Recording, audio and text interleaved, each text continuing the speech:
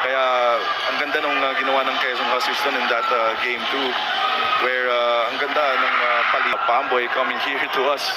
So they're telling us na dahil sa init na ang dulas daw ng court. Yeah. Where ang ganda ng palitan nila doon. Mabilis. Set up Laza. Luka Curva fighting hard for that rebound, and here he comes. Kenny Roger is fouled. Pamboy. Fade away. Masyado malakas.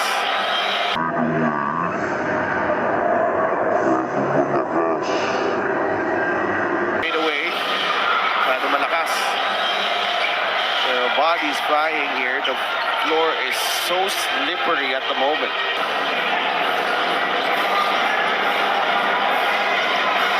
Carlo. Dulas. And that is dangerous.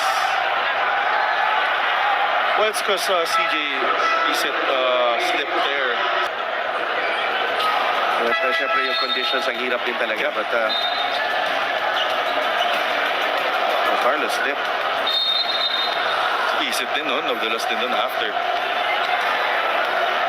The conditions are way out of Their control. their control there. Ralba, nice fake.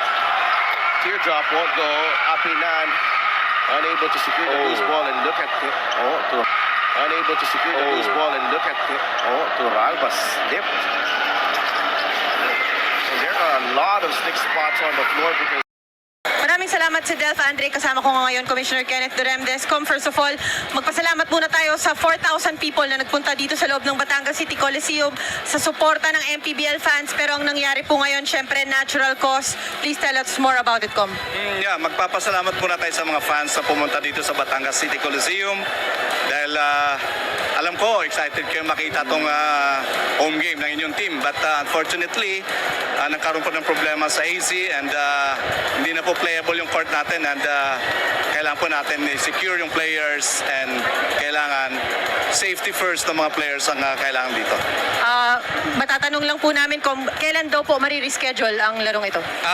Nireset natin siya ng Friday dito pa rin sa Batangas but hopefully siguro sa ibang venue na yung dati.